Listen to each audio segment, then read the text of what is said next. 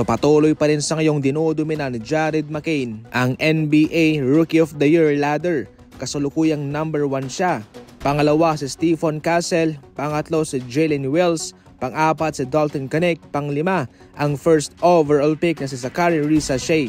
Yung second overall pick naman ay pang-pito si Alexander Sarr. Isa sa mga consistent na manlalaro ng Sixers itong si Jared McCain at ito'y nagbibigay ng malaking impact sa kanila. Kaya yan sa ngayon ang tumutulok sa kanya sa ranking na ito mga idol at posible pa nga niyang masungkit ang Rookie of the Year sa season na ito. Ang first overall pick na si Zaccharie Risacher ay nahihirapan sa season na ito mga idol. Subalit hindi naman yan manghuhusga sa kanyang pangkabuang career sa basketball kung hindi siya yung mananalo sa Rookie of the Year.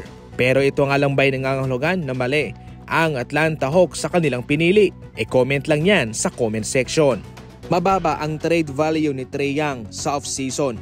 Ayon nga sa mga eksperto, walang trade market para sa kanya. Wala siyang value doon.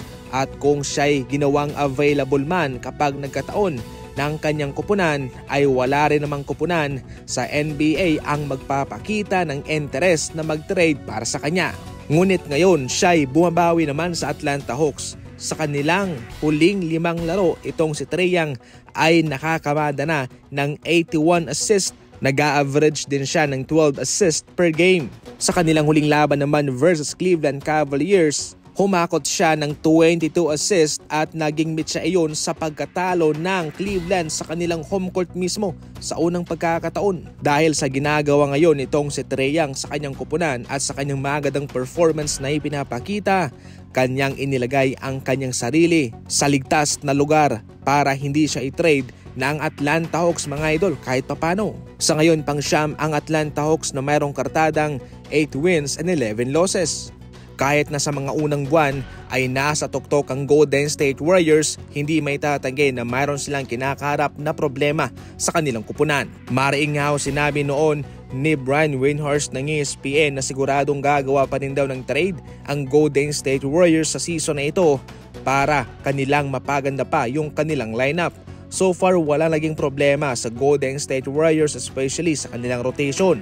Pero ngayon paunti-unti talagang lumalabas na hindi pa rin kaya ng kanyang mga bench players na pangunahan ang laro especially kung walang Stephen Curry.